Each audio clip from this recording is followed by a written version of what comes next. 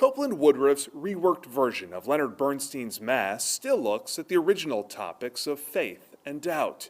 It also broaches the subject of communication difficulties in our society.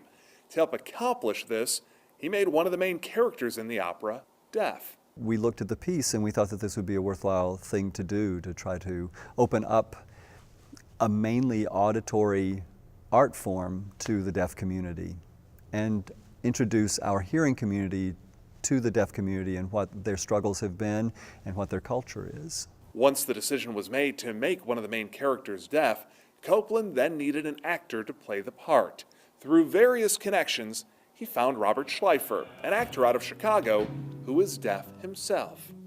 Looked over the script, and just as we were brainstorming, many ideas came to our mind, and we thought that definitely this could work, that we certainly could utilize a deaf actor in the storyline and that it would gel all the way from front to the end. So we were like, why not?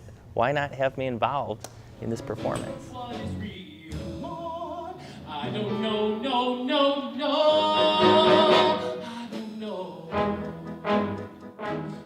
Copeland's inspiration for creating a deaf character, it goes back to his earlier years as a freelance stage director, where he made friendships within the deaf community.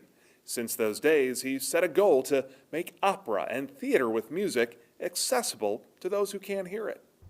Just knowing how on the fringe they are, it makes me sad because there's so many wonderful people everywhere that are marginalized and not just deaf. I was looking at the world today, how that we tend to want to be heard but not want to listen. Listening is really hard. I thought, well, maybe we'll bring this in and we'll look at questions of, can God hear us? Can we hear God? Can we hear ourselves? Can we hear each other? God said it's good to be me. God said it's good to be me. And so we are, so we. And so we are. An interpreter was brought in to help with getting the script of Mass to work using American Sign Language.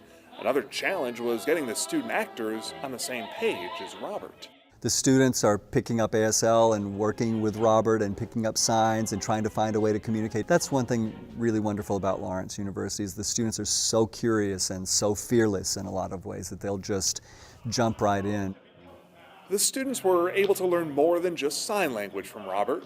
Besides working on Mass, Robert taught 2 classes at Lawrence and showed his students a different way to think about their craft.